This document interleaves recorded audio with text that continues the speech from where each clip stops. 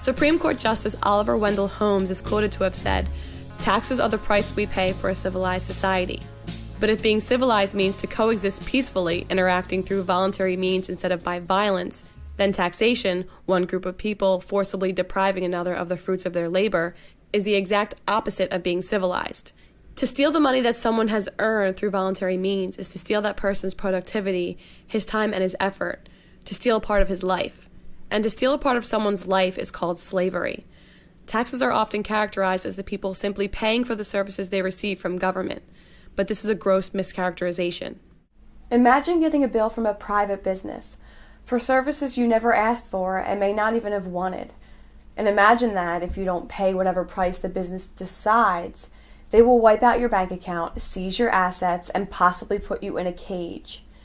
In any context other than government, such behavior would of course be seen as immoral, unjust, and criminal. And yet we're told that when government does the same thing, it is legitimate, moral, and necessary for society. There are two sides to the immorality of taxation. First, it deprives the productive people of a large part of the wealth they produce, stealing their buying power, reducing their ability to provide for themselves and their families, and making them less able to support the things they care about. Second, it forces people to fund and support things which go against their wishes, that conflict with their own values and priorities, and that are contrary to their own interests. Government does not produce any wealth. Everything it spends, it must first take from the productive people, whether through open taxation or the hidden tax known as inflation. As a result, it is always the productive, law-abiding taxpayers who foot the bill for tyranny. It was not Mao, Stalin, or Hitler who funded or manufactured the guns, tanks, and bombs that terrorized and murdered so many millions. It was the good people of China, Russia, and Germany who felt obligated to hand over the fruits of their labor to those wearing the mantle of authority. Likewise, all the government bureaucrats, the abusive law enforcers, the corrupt politicians, their buildings, their vehicles, their computers, their utilities, their salaries, we are the ones paying for all of that. And perhaps most ironically, when it comes to the IRS and all of their tax collectors, we are the ones paying them to rob us. Everything of value in the world has come from the efforts of productive people, while the political class can only steal and destroy. In short, the good have always funded the evil, and that will continue to be the case as long as the good people imagine a moral obligation to surrender a portion of what they earned by way of taxes to those who claim the right to rule. Taxes are not the price we pay for civilized society. Taxes are how civilized society pays for its own destruction. Taxation is no different than a mafia protection racket, where a gang claims to be protecting you, while that same gang threatens to hurt you if you don't pay up. Yes, the gang may sometimes go after other thieves and aggressors, but if you don't pay their protection fees, you know that they are the ones who will be at your door next. Some argue that because taxes pay for roads, defense, protection, and helping the poor, ending taxes would therefore mean no roads, no defense, no protection, and no help for the poor. In any context other than politics, such an argument would be immediately recognized as completely invalid. It would be akin to a common criminal stealing $100 from you, handing you a sandwich, and then arguing that you should thank him for having robbed you, because otherwise you would have starved.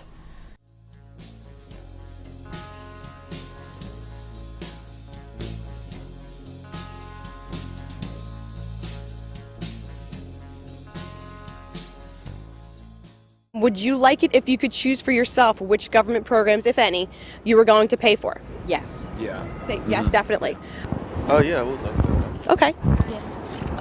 I think, idealistically, yes, but I don't think, again, it's a matter of things actually working. Sure. And that you can't pick and choose. Okay. Absolutely. Yes. If any. Yeah. Absolutely. Okay. I'd like to know where my money is going. Absolutely. If they're taking my money and using it for programs, I would like to know exactly where my money's going. No, that's not how it works. Just because I don't agree with something doesn't mean it shouldn't be covered or paid for. This is how this country runs. If we don't like the process, then we have to change the process. But the way it is now, that's how it is. Politicians constantly raise tax rates and impose new taxes against the wishes of the people, and constantly spend the confiscated wealth on things a lot of people don't want, such as corporate bailouts, a massive welfare state, and perpetual warmongering.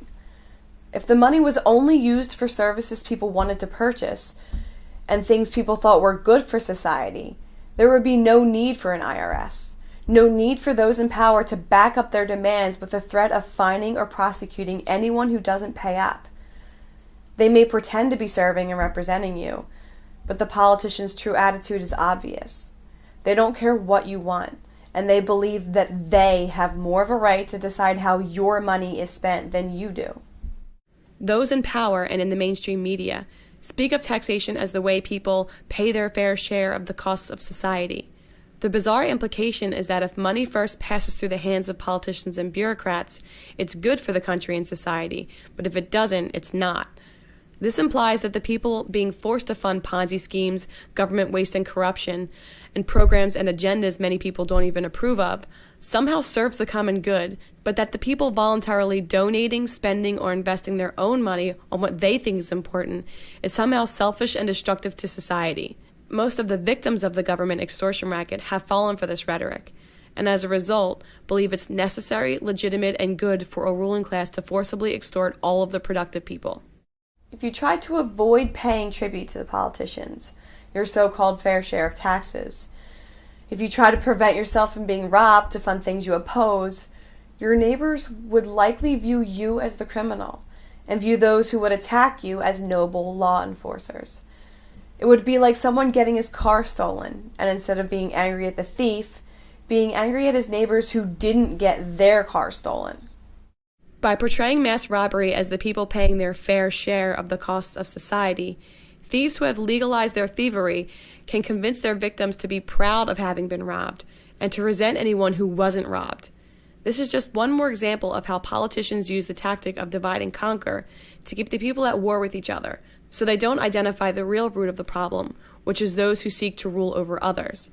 There is a simple question which demonstrates whether someone has fallen for this trick or not. Would you take this deal? You never have to pay any kind of tax, income tax, property tax, sales tax, etc., but you're not allowed to vote for anyone else to be taxed either. I think that would.